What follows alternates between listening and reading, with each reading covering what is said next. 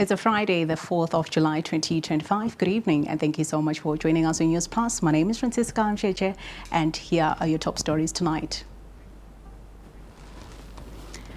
President Mnangagwa has said the country has made significant strides in economic and infrastructural development successes.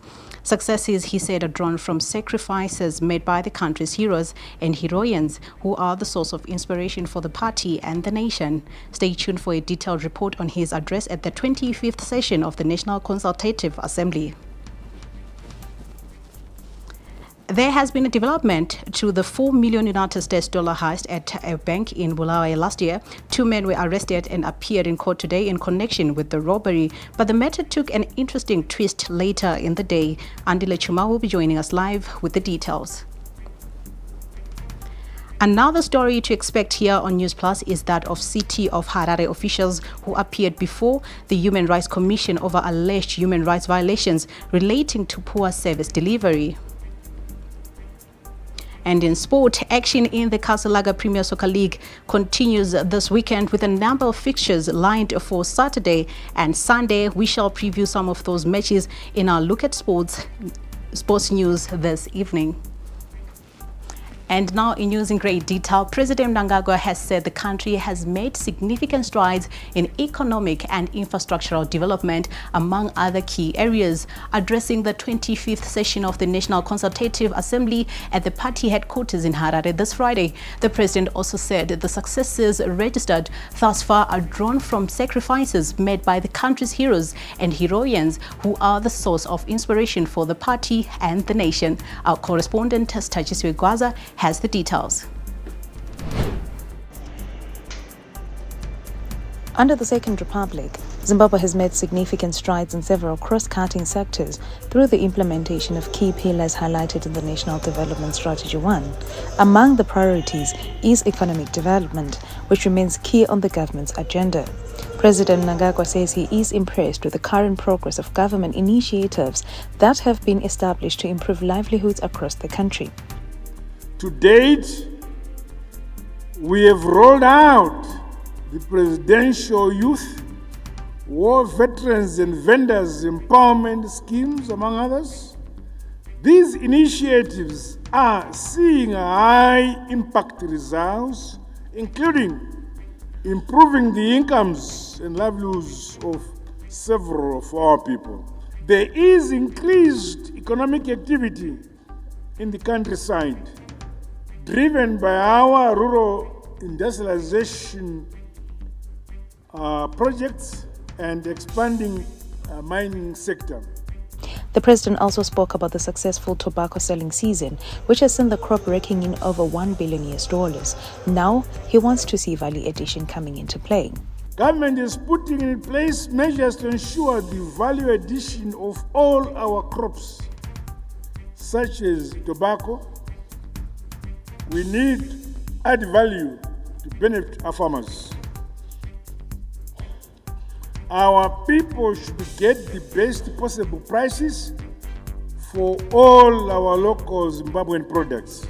Some of the projects commended by the president include the Trabablas interchange, which he commissioned recently, adding that more road rehabilitation projects are underway, including the Bulawayo Victoria Falls, Bechnaf Chipinge, Murambinda Mudada, and Murewa Mudacheche roads, among several others. I was pleased to commission one of ZANU-PF's signature projects, the Trabablas traffic interchange.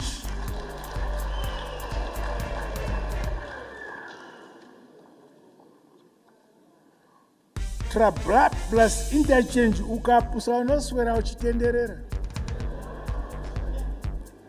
ukaenda ukanobuda nokoko wodzoka uchishaya kuti zvitondoendepi. Turning to the significance of the NCA, President Mnangagwa says the party membership base must benefit from the wisdom and experience collectively shared by the members. He gave a stern warning to party members who may attempt to undermine the country's progress, economy, and national image. President Mnangagwa further encouraged government leaders within the party to use their positions to advance development in various constituencies. ngatishandisei zvigaro zvatinazvo mumusangano kusumudzira mabasa ekubudirira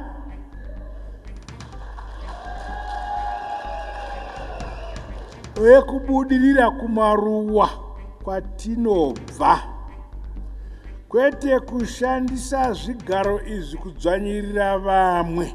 President Mnangagwa's address to the NCA members completed a 3 high-level ZANU-PF meeting convened this week, including the Politburo and Central Committee sessions on Wednesday and Thursday, respectively. For ZTM Prime, I am Sitashi Siwekwaza in Harare.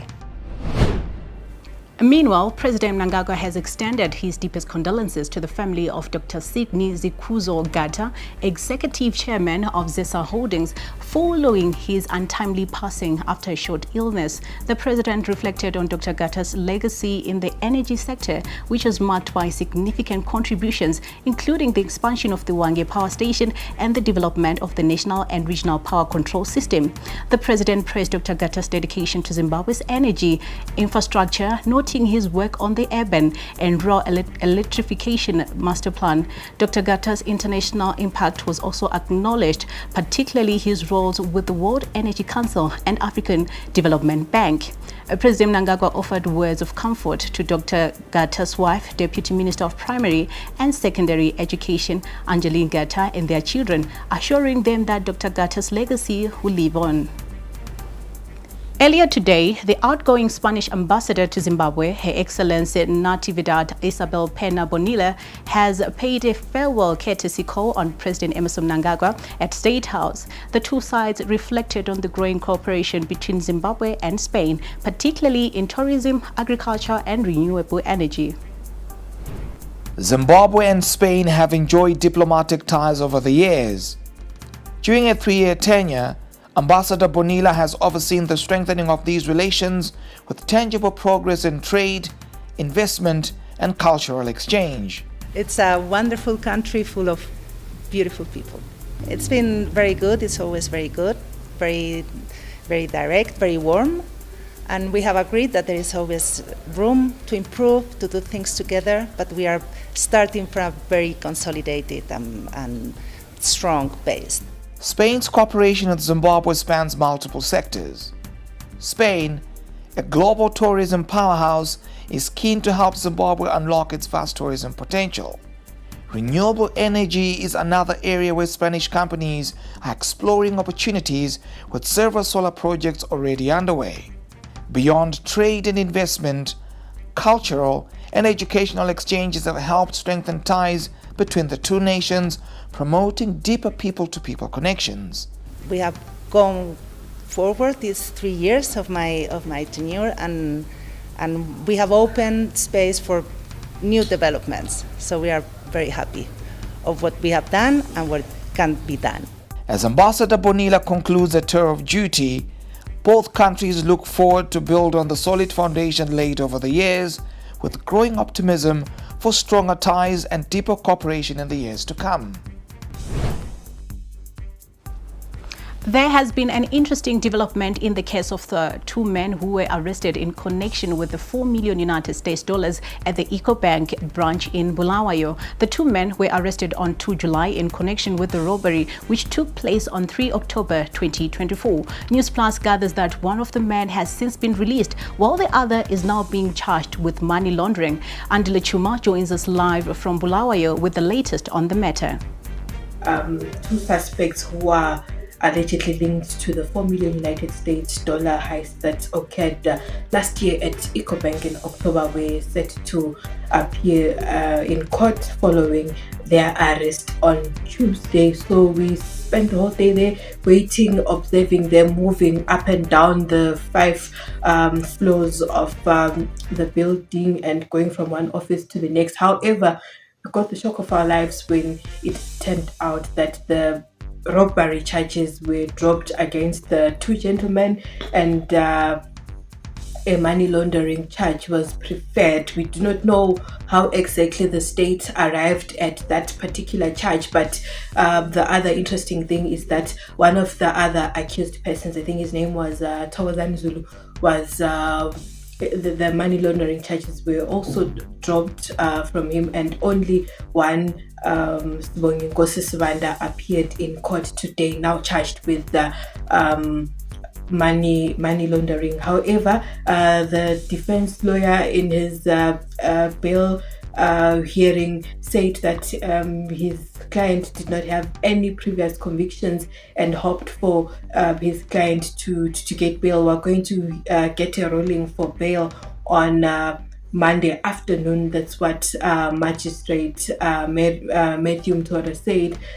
We're not sure how this is going to pan out, but most people, from what we are hearing from our socials, are quite intrigued and interested to know how the state had initially arrived at the armed robbery charge and how it was changed to money laundering at the court set down office. This is where most cases arrive from police stations and are sifted through and finalized before they get into the court. Thank you, Andile, for joining us on Newsplus. Moving on with our stories, the city of Harare has been summoned before the Zimbabwe Human Rights Commission to answer to allegations of violating the environmental rights, including the right to water. The city of Harare was represented by the mayor, Jacob Mafume, the acting town clerk Phakamile Mabena Moyo, and the acting director for water Tapiwa Kanyandini. The council is alleged to have led to the contamination of Lake Chivero as well as the cholera outbreak in 2019. Responding to the allegations, the city of Harare indicated that their water quality is standard rather, and in line with the recommendations of the World Health Organization. We're at the commission, the Human Rights Commission, discussing issues related to the supply of Harare water and the challenges thereto. We addressed the water quality. The Harare water quality is up to standard. It's tested, World Health Organization standard, tested by the ISO. We also test our water at Boton Jeffrey every 30-minute interval. It's also tested by City Health and tested by other independent laboratories. So we assured the Commission and the public at large that Harare water is safe to drink, and it is the difference between us and diseases. In fact, many of the people who sell bottled water simply sell Harare water that they simply filter again. We are also shared the issues of operational costs. One of the major costs has been the electricity bill. We spend in excess of $1 million US per month. We are now joined live by Ruben Akili, a Residents Association representative, to further discuss this development. Good evening, Ruben. What do you think is the place of commissions in holding councils accountable? In this instance, the subpoena to the mayor and town clerk relating to recurrent cholera outbreaks and water pollution. Last year, we witnessed the death of fish. We witnessed the death of animals. We witnessed even, the issues around even, the lake. At some point in time now, the water was no longer, good even to look at, and the water quality was seriously compromised. So the intervention by the Zimbabwe Human Rights Commission, in particular, when they have moved to this agenda of looking at socio-economic rights, it's very, very key, and this has also been their ongoing work around ensuring that human rights are respected, realized, and also protected. So again, the local authority have got that mandate to ensure that there is progressive realization of the right to clean environment, but also this, because the human rights, they are interrelated. The pollution has also implication on human health and even the right to life. So this issue is around socio-economic rights, which are very, very pertinent to the daily living of Hararians. So again, the intervention by the Zimbabwe Human, as I said before, we applaud it, and we anticipate, because remember, the issues around accountability, these Chapter 12 institutions, they play a big role in ensuring that also public institutions account, and also ensure that measures are put in place to address some of the issues would have been raised by these commissions. Ruben, as you know, the issue of centralized management of water bodies has been raised several times. Do you think this will help improve the quality of water in our lakes and dams, which then comes to our homes? Thank you so much. Like from what I said, I think what is very, very important to understand is that we have also raised this before Parliament, that there's kind of like some overlapping roles, especially between the catchment councils. Remember, the catchment councils, they are in charge in terms of water resource management. But those who are then in charge of pollution, it is under the Environmental Management Agency. So again, that overlap of roles, it then sometimes creates ambiguity to say who then responds to what. And it's very, very important because the issues around water pollution, our understanding or our recommendations in the past, we were speaking to say, I think this can be a domain of the catchment councils because they are there, they deal with water. And remember, also the water we are looking at is also drinking water, remember, because at the end of the day, this water comes back to the residents as water for domestic purposes. And again, beyond that, one of also our observations is that there is lack of coordinations within the institutions that are in charge of water resources. Thank you, Ruben, for joining us on Newsplus. We now take a break. Stay tuned. Asilwela ukunqoba kuphela, kepha silwela ukwakha isizwe esinohlonze.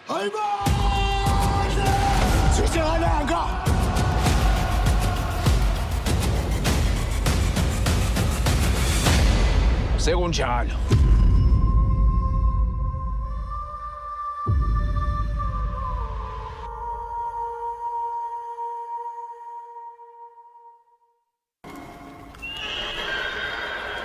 We are a special day today here in Harare. It's the inaugural show of the Phoenix podcast. The story of Africa is really a story about rising from the ashes. I'm privileged to be sitting in Dubai, and I'm here today in this city of Hoi An in Vietnam. And he's the Amazon #1 seller of a new book called Take Charge. She's one of the most famous celebrity chefs in Vietnam. You just have to speak it into the universe. When you say something, the universe listens, God listens. But more importantly, we're talking about having the ability to believe in yourself. Because if we want to make our children, it's not what we do for them that will make them, but it's what we don't do for them that makes them. If you want to be a global player, listen to the future. You can't become the pill without the irritation. You have to go through that pressure. It's what's going to make you shine. Those things that I fell down actually helped me appreciate how to get up again. And every time I got up, I was stronger. Because there's nothing as powerful as an idea whose time has come.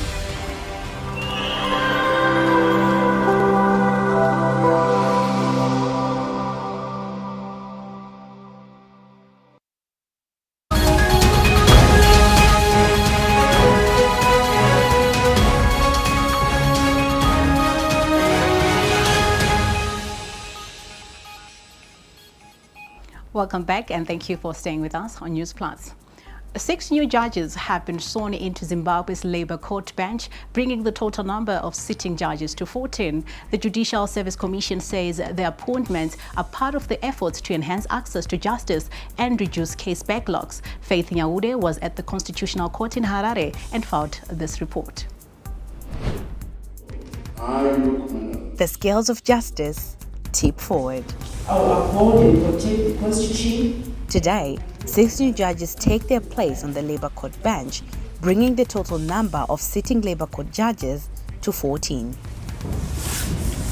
These appointments follow a rigorous public interview process that was held in May, where 8 posts were initially advertised, but in the end, only 6 were selected, a decision quietly altered by the Judicial Service Commission. So the judges that have been appointed are the judges that have been requested by the Judicial Service Commission. The JSC says the increased numbers will enable the court to broaden its reach and reduce case backlogs. By the end of 2024, the Labour Court had a backlog of 393 cases with a clearance rate of 84%. These appointments are set to help deal with the backlog and potentially pave the way for new labor courts in other cities, particularly in Mutare, where talks of a new labor court are underway. We would appreciate that we have been quite aggressive in the decentralization of the High Court, and we are also now looking at the labor court itself. And we are looking at areas where we can decentralize the labor court. For example, Mutare, we are actively considering opening the labor court. I will be faithful to Zimbabwe. One of the newly appointed judges, Rodin Mzieche, brings a unique perspective to the bench, having experience as both an employer and an employee. Because I have the experience in all spheres, so I'm going to bring a balanced perspective on the bench because I've been through different spheres. The new judges also bring greater diversity to the court, with 2 women among the 6 appointees, bringing years of experience and expertise to the bench. This is a new field for me in the labor court, and to me it means that I am able to serve justice in a different space, ensuring that employees and employers are protected in terms of the law. The oaths have been taken. The task now is delivery. The Zimbabwe Labour Court bench has grown, and with it, expectations of faster and fairer justice delivery. Reporting for ZTN Prime, I'm Faith Nyaude at the Constitutional Court in Harare. Who are these new Labour Court judges and what experience are they bringing to the bench? We look at their individual profiles in the following report. Let's discuss Justice Evidence Gonesi, the youngest of the new appointments. She was born October 28, 1983. She earned a Bachelor of Law Honours degree from the University of Zimbabwe, which launched her legal career. She first worked at Maputsa and Associates Legal Practitioners before moving on to Gonesi and Partners Legal Practitioners. She went on to work at Matangai Investments before joining Maka Attorneys. Next up is 57-year-old Justice Rodin Mzieche, whose law journey started not in law, but in the classroom as a teacher. He later pivoted into the legal space, registering as a practitioner in 2003. Armed with a master's degree in strategic management from the Chinhoyi University of Technology, he served as a provincial magistrate at the Harare Magistrates Court between 2004 and 2007. From May 2010 to March 2020, he was corporate secretary at the Grain Marketing Board. Before his appointment to the bench, he was practicing at G.H. Muzondo and Partners Legal Practitioners. Justice Clever Garikai Tsikwa's career tells a story of steady ascent. From the Ministry of Education to the Passport Office, and now a respected figure in the Judiciary, he was admitted as a law practitioner in April of 2015. He holds a Bachelor of Law degree from the University of South Africa and has served both regional magistrate at the Judicial Service Commission and as a senior regional magistrate in the Northern Division. Born in Gutu in November of 1982, Justice Moshin Jaravani's academic path stretched from Kwekwe to Masvingo and later South Africa, where he obtained a Master of Laws in Human Rights degree from the University of Cape Town. He also holds an MBA in Public Management from NUST and has been practicing law since 2019. Another notable addition is Justice Garudzo Ziyaduma, aged 47. He began his law career as a public prosecutor in the Attorney General's office in 2002. Since becoming a registered practitioner in 2015, he has advanced his studies with the Judicial College of Zimbabwe and earned a Master of Laws degree in Information Technology from UNISA. And rounding off the list is Justice Bianca Makwande, bringing with her 18 years of legal experience. Born in 1980 in Chirumanzu, admitted in 2016, Bianca has worn many hats: magistrate, senior magistrate, head of police and legal services at the JSC. She also holds a Master of Law in Commercial Law, specializing in commercial arbitration from the University of Zimbabwe. Moving on with our stories, businessman Moses Mpofu and Mike Chimombe are set to file for discharge at the close of the state's case. The state closed its case with the last witness being the Ministry of Agriculture Permanent Secretary Professor Obed Jiri, who was the chief director in the ministry when the accused were offered the tender. During cross-examination, Professor Jiri insisted that the two accused represented Black Deck Private Limited, which is at the center of the fraud case. At the close of the case, both defense counsels, Advocate Tapson Zevetero and Love Momaduku, requested the court for indulgence to file for discharge. The lawyers will submit the written submissions on July 9, while the court will respond on July 15. The court will convene on July 18 for both written and oral submissions from the state and defense. The two are accused of defrauding the government of 7.7 million in the presidential court scheme. Moving on with our stories, as we head into the weekend, let's give you a weather outlook courtesy of the Met Department. Now joining us live is meteorologist Christine Sivanda. Good evening, Christine, and thank you so much for joining us on Newsplus. As you know, it has been a rather warm start to July. Have we seen the coldest days of winter just yet? In Zimbabwe, winter typically runs from May to August, with the coldest days occurring in June and July. However, the weather varies with regions. In the high-veld areas such as Harare, Bulawayo and Nyanga experience the coldest days in some events, frost mornings, while to the low-veld areas such as Chiredzi and Beitbridge may experience winter which are milder, but nights can still get chilly. You might have felt a warm start to the month of July, but especially in the northern region. But to the south, we had a cold spell early this week, which resulted from the cool moist air that came in from the south, causing cloudy and cold conditions in provinces such as Masvingo as well as Manicaland, even resulting in drizzle and light rain in these areas. Now, Christine, as we are getting into the weekend, what is the weather looking like? Now, the weather over the weekend, sunny and warm conditions should prevail throughout the days, though it should be cold at first with chances of slight ground frost in areas such as Gwanda, Matopo, Square, Masvingo, as well as Manicaland provinces. Areas in the northeastern parts should not be spared from periodic cloudy conditions due to the moisture which is infiltrating from the northeastern parts of Zimbabwe. Thank you, Christine, for that weather update.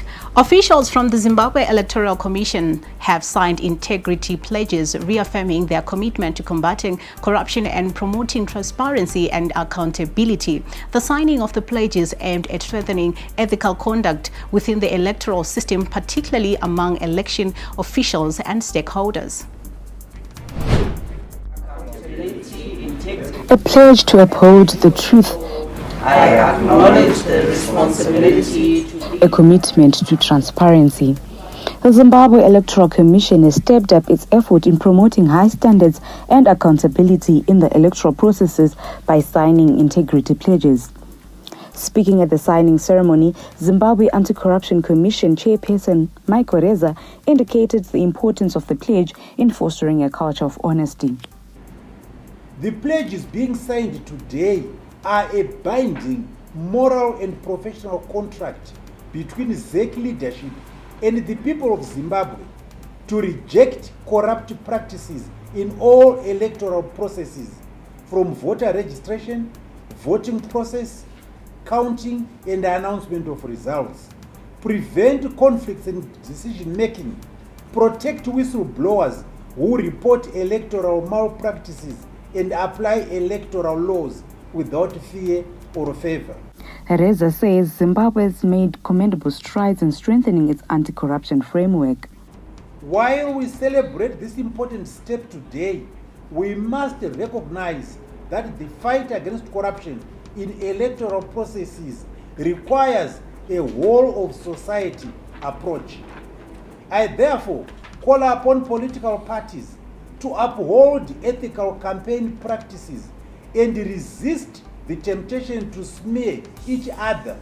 ZEC Chairperson Justice Priscilla Chigumba says signing the integrity pledge means the Commission is committing itself to uphold the highest standards of ethical behavior.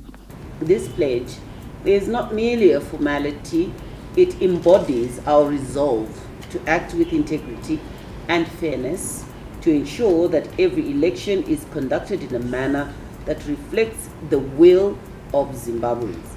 It is a declaration that we, as a commission, as the Zimbabwe Electoral Commission, will resist any temptation toward corruption and will strive to maintain the confidence of all stakeholders in our electoral processes. Justice Chigumba says the decision by ZEC's leadership sends a powerful message about the institution's dedication to electoral integrity.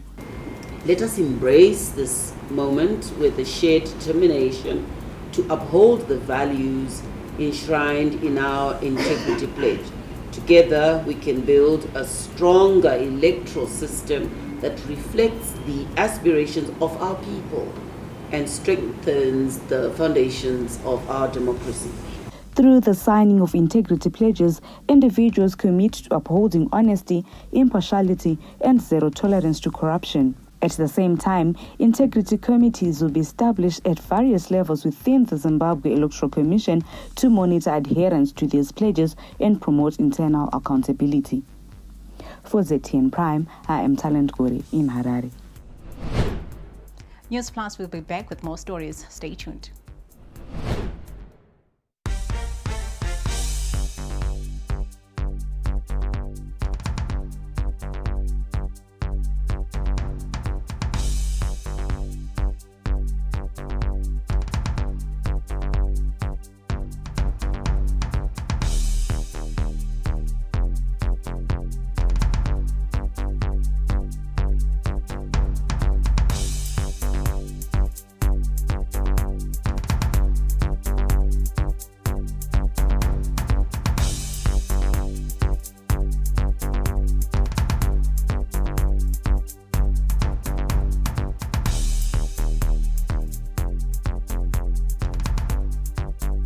Win big in the EcoCash Chakachaya Ziawaku EcoCash promotion with over 200,000 winners. Earn at least 20 points when you cash in. Send money, buy airtime or data, make payments, receive money from the diaspora, or receive your salary via EcoCash. And you could be in the running to win an all-expenses-paid trip to watch an AFCON match in Morocco, a holiday for two in Dubai, solar kits, cows, fridges, gas stoves, motorbikes, cash, airtime, and so much more.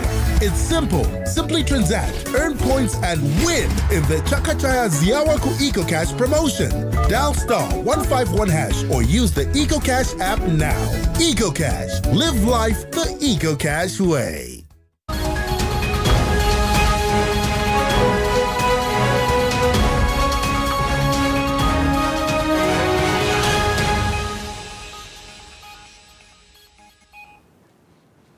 Welcome back and thank you for staying with us on Newsplus. Now in news around the world, 2 female tourists, including a British pensioner, have been killed by a charging elephant while on safari in Zambia.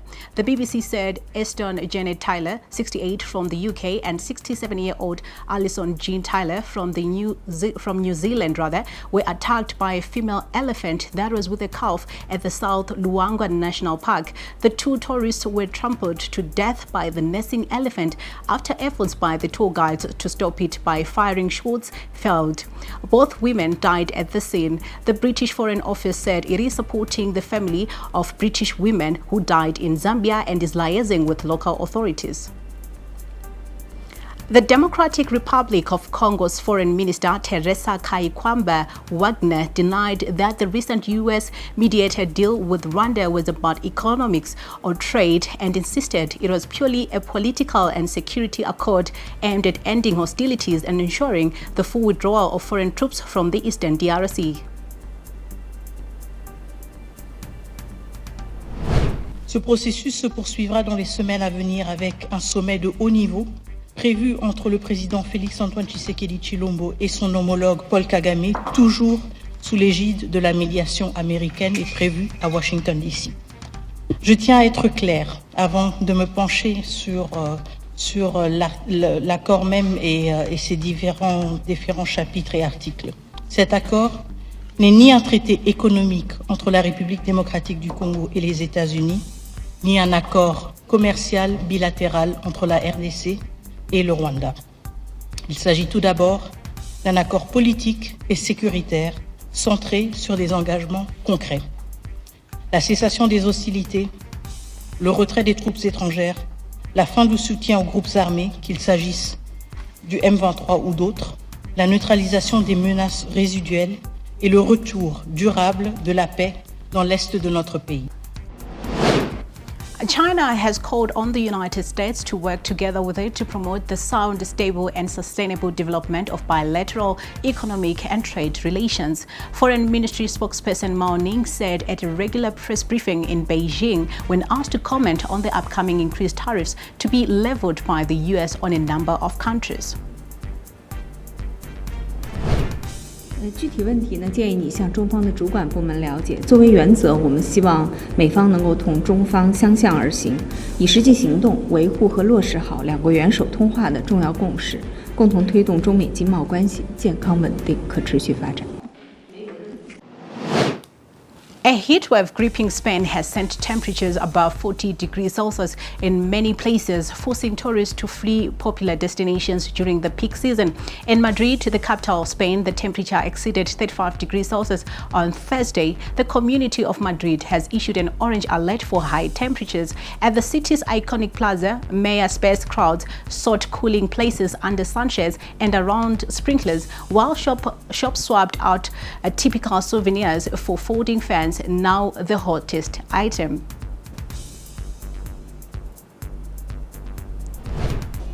Muchísimos, estamos vendiendo muchísimos abanicos y la gente se los lleva de 2 en 2, de 3 en 3, incluso más. An abrupt Israeli airstrike killed at least 15 displaced Palestinians, mainly women and children, and wounded several others in a school tent shelter in Gaza City on Thursday. Local sources and eyewitnesses said Israeli warplanes bombed the Mustafa Hafez school, which was housing displaced people in the Al Rimal neighborhood on the western side of Gaza City with a single missile. Sources indicate that the majority of the victims belong to the same family. One grieving mother, Subia Alakwan, expressed her devastation at the loss of her son. Stand by for business news. Up next. Catch exclusive interviews every weekday for candid, exciting and thought-provoking conversations with your host, Erika Ndoro. We talk about arts, we can talk about sports, we can even talk about politics, and sometimes we venture into a nice guitaristic play.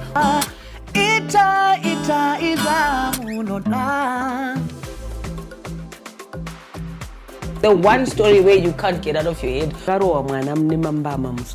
Wakatarisa munhu so Erika like where you are sitting. Ndozongokona bata face so pasina munhu. Wakasiya music yako yo afro chakuti ndo music manje no Zimbabwe. And I'm sure they're still saying the same thing now. Yeah, so Shona kana kuti chindevere kana mumwe mutaure muno muZimbabwe ndiwe iwewe ndiwo rupawo rwako ndicho chidadiso chako. Catch me, Erika Ndoro, right here on ZTN Prime every single Monday at 7 p.m. whilst we get exclusive.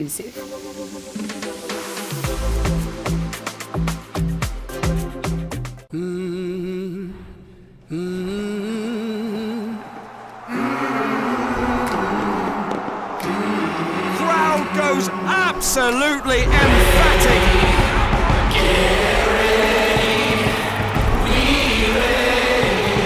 He has done it.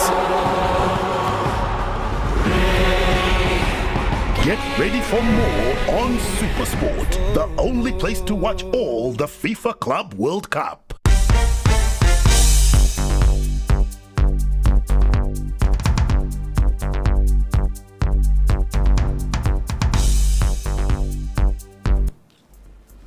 In business news, the Zimbabwe Revenue Authority, ZIMRA, is working closely with border agencies and businesses in Beitbridge to improve the ease of doing business and boost regional trade. Speaking at a stakeholder engagement, Acting Regional Manager Timothy Manatsire highlighted the importance of collaboration in enhancing efficiency at the country's busiest border post, which recently underwent a $3 million upgrade and automation of services. I would like to appreciate the Beitbridge business community for turning up for the breakfast meeting and the clearing agents as well. It is our endeavor as Zimra to continuously engage with our business community. It gives us an opportunity to interact and demystify a lot of things. This one was particularly important to us. This breakfast meeting was particularly important to us because we have held it alongside the Beitbridge Business Expo, running under the theme Beitbridge 24/7. We do appreciate that in future we have a larger number than we had today.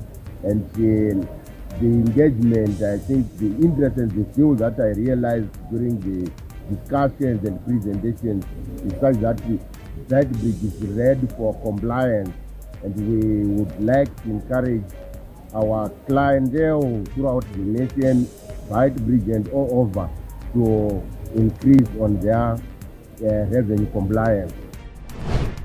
Moving on with more business stories, UAP Insurance South Sudan, UAPISS, a subsidiary of Old Mutual Holdings, has halted insurance business in the South Sudan market beginning this month. In a notice, the company said it will cease writing new business and insurance policy renewals with effect from July 3, 2025. The decision comes barely a year after UAP Old Mutual Group announced conclusion of sale of its stake in UAP Insurance Tanzania. Copper slipped below $10,000 a tonne in London amid concerns of cooling demand after prices rallied to a 3-month high earlier in the week. Prices had been on the upward trend since April after potential U.S. tariffs on the metal sparked record shipments to the U.S. that drained supplies on the London Metal Exchange and in China. The drawdown of LME stockpiles laid the groundwork for a major squeeze last week when a nearby spread surged to its widest since 2021. In entertainment news, when not playing at clubs,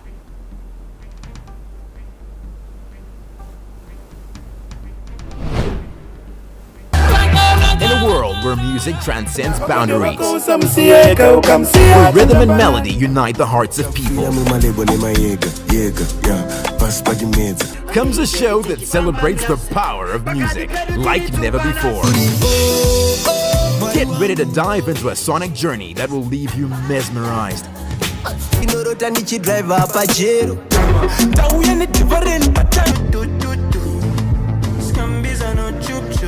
and yearning for more. Welcome to the captivating world of Z Vibes. Vibe to it, baby.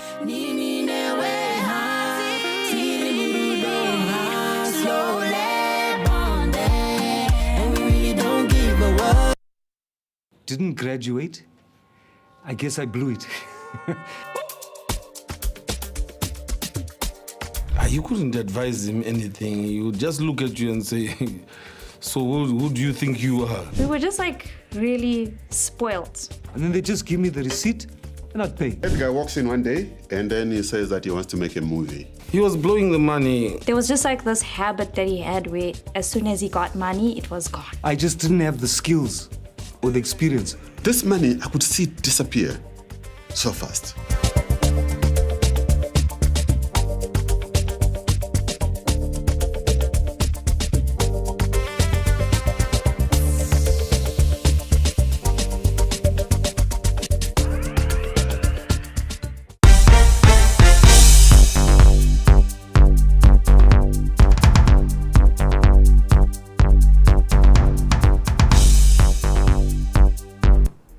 Well, now onto some fish farming. The government is making great strides in promoting fish farming in the rural communities, and this has seen the inception of fish projects in Mudzi district.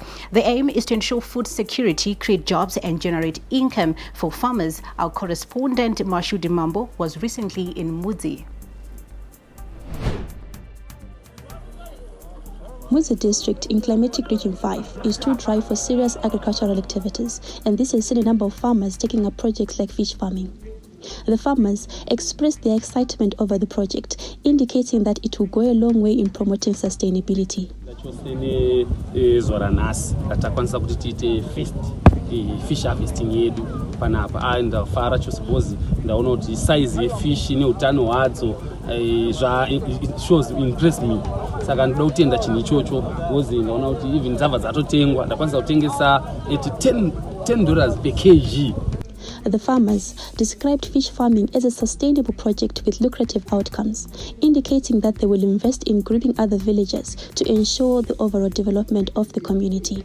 Saka ndinoona zvichizobatsira community izvi vanhu madams kana even dam rikapwa uko tokwanisa kuti uyamtore mafingerlings free tise mudam futi community ichiita sei ichibenefita zvichizviwanira padhuze.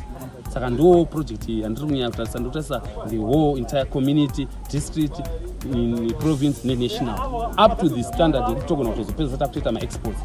However, the farmers highlighted that they are still facing challenges of access to water. They have appealed to the government for help in digging more boreholes to allow them to create more ponds for their projects. That means support. We have been given support by the government in terms of the fingerlings and everything, in terms of the program and so on. But program hiyo inoda mvura yakawanda, whereas patiri kuno mvura yedu zhinji iri pasi. We need maboreholes akati kuti. The Deputy Minister of Fisheries, Honorable Davis Marabira, assured farmers that this is part of government's priorities to ensure rural development. He indicated that the project will go a long way in attaining the Vision 2030 of an upper middle class society. We are here in Mudzi district where the president has been here through the rural community fishery program. We've witnessed a very successful story where fingerlings, which we put in these ponds, have matured. He urged farmers in Mudzi district to adopt fish farming to ensure that they promote food security and get a sustainable income. If we have a lot of farmers doing the same program of fisheries and aquaculture here in Mudzi district, that means they will be able to sell to other communities. Besides selling to other communities, they can also sell to local restaurants, local hotels, and even local supermarkets. By so doing, they will get income, which is the most important thing. Such initiatives are in line with government's commitment to ensuring that it supports fish farming. This has seen the drilling of boreholes, establishment of gardens and fish ponds to support farmers and promote productivity. For ZTM Prime, I am Mashudu Mambo in Mudzi district. Entertainment news up next. Stay tuned.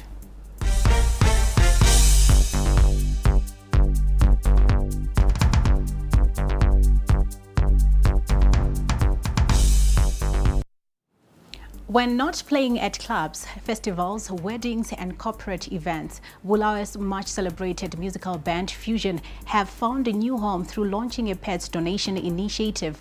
The group launched the pilot project at Mahlotova Secondary School in Imkuza District, Matabelele North Province on Monday. The event provided the band members with an opportunity to share knowledge and also encourage people to prepare for life after school. One of the band members, Luigi, said they felt the need to do their social responsibility as an outfit that relies mostly on the public for support and growth. United States of America-based Zimbabwean director Kudzai King is floating on top of the cream after his short film The Hitman's Darlings, 13 minutes long, bagged an award of excellence at this year's edition of the Global Short Film Awards.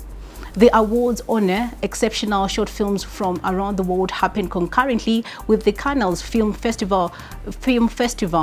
Other films which were honored at the awards are Bo and Trash Best Unnominated, Paolo and Francesca Best Dance Film, It's Not Dark Yet Best Documentary, Awake Best Drama Film, and Nexus Best Fashion and Beauty Film. King said he is happy with the achievements he has accomplished in the global film industry, as the film he wrote and directed allowed him to release his dreams.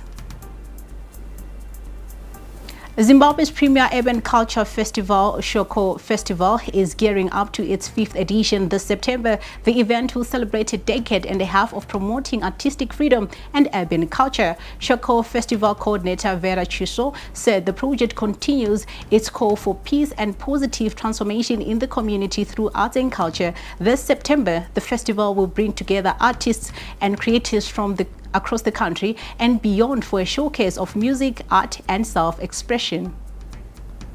We have managed to host our festival for 15 years continuously.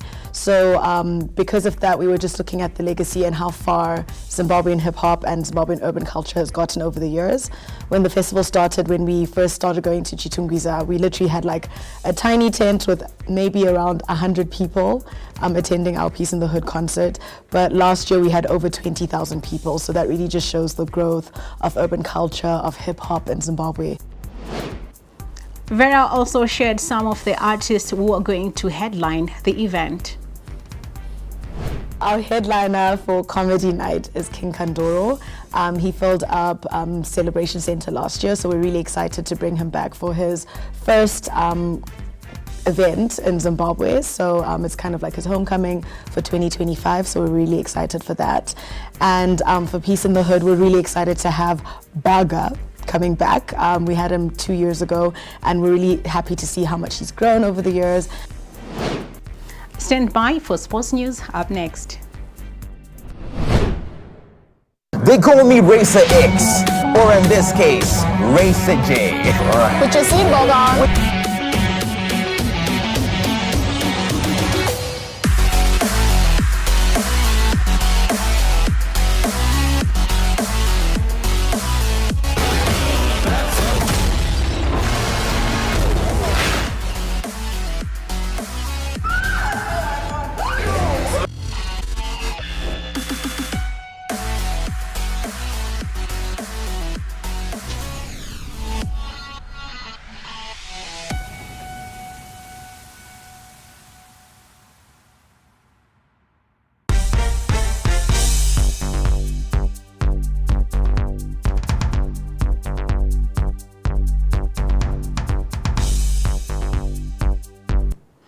In sports news, Kasalaga Premier Soccer League action resumes tomorrow with local leaders Moors welcoming Bikita Minerals to Ngoni Stadium. The Panthers are unbeaten at Ngoni this season and will face off with a rejuvenated Bikita Minerals who have won their last 2 matches. The match will be live on ZTN Prime's website. Kickoff is 3 p.m.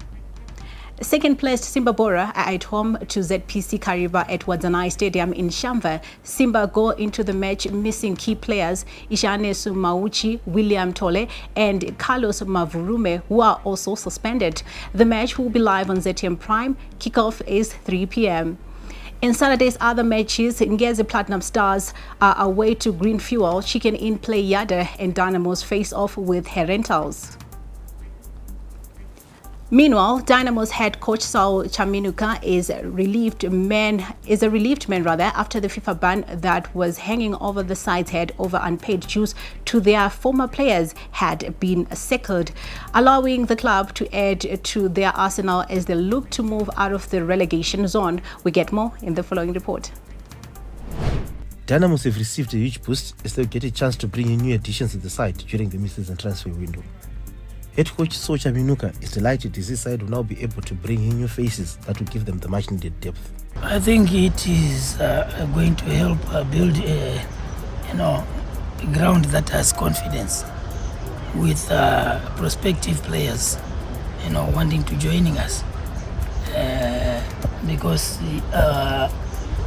the team's ability to pay, the departed players shows that there is money, and I think it was key in as far as recruitment is concerned, that players will be saying, no, if Dynamos cannot pay players, where do I think I want to go? And I am sure that we will have maybe 1 or 2 very good players, and that will bolster quality depth. Chaminuka says the club will let 5 players leave so that they can bring in new additions to the Dynamo's dressing room for the second half of the season as they aim to move out of the relegation zone. We are not in this game as per se, but we are definitely bringing in 5 players, and that means we'll also see 5 players leaving. At the moment, I'm not at liberty to talking about who is coming and who is going, but very soon we will make you know who has joined our ranks and who has left. Up next for Dynamos is a clash against the Rentals, and the side will be hoping to spoil the party for their opponents who are yet to win in their last 5 games. We have prepared well, and it being a local derby, I think I as coach have a little work to do in, because it's supposed to be self-motivating. I'm sure we should come up with the 3 points that we so much need. We want to getting out of relegation, and the players know. They know what they need to do. We have spoken about how important it is that for the first time we also come out, as victors, and that we should. And when I am looking at the boys that I am working with presently, I think they can pull a shocker. Dynamo still find themselves struggling to win games, with only 2 victories from 17 games this season, and will be hoping for better fortunes in the second round as they desperately aim to move out of the relegation zone. Highlanders will be hoping to bring in a number of new players to the side during the mid-season transfer window. Head coach Try Ncube says they are aiming to sign players that can score goals and add some spark to the side that has only won once in their previous 7 games. 1 or 2 forward players, or someone who is a bit creative to add some spark in our attack. In as much as there is a chance that we can sign, it means there is also a chance that 1 or 2 can go. That is normal mathematics. Caps United head coach Ian Bakala says he has not been convinced by the performances of Scotland's star-studded team and is optimistic of getting a result when the 2 teams face off in the peak of this weekend's Castle Lager Premier Soccer League action at Rufaro on Saturday. Bakala was speaking on ZTN Prime's football magazine show, The Couch. I've watched, I think, Scotland once or twice, but I'm not convinced that they've got good players. You see, names may be there on the paper, but on the field, it's a different thing. Maybe they used to be good players, but at the moment, it's how they're going to train. It won't be a no-cover like the first game. It's going to be a different ballgame. I believe, and what I put on the ground in training, it's a different thing. I wasn't here, and I can't judge them based on how they're playing at the moment, but I'll judge them the day of the game. That's why we're working on, I'm working on the strength of Caps United at the moment. I don't care if they've got a good player or good what, no. All my players, they have to be good more than them. Simba Bora head coach Joel Lupatla has been named as the PSL coach of the month of June after guiding the holders to 3 wins and a draw in the 4 matches they played last month. Amazulu-bound forward Thando Ngwenya has been rewarded for his exploits in FC Platinum colours as he won the Player of the Month award. Ngwenya dedicated the award to former teammate Brian Bande, who passed on earlier in the week. Just want to thank the coaches, the supporters, and the players, and those who believed in me. I just want to thank them for helping me to win this June award, Player of the Month. Yeah, it was an amazing month for me. And that story concludes our news bulletin. Thank you so much for joining us tonight. We now leave you with the weather. My name is Francisca Msheche. Have a pleasant weekend.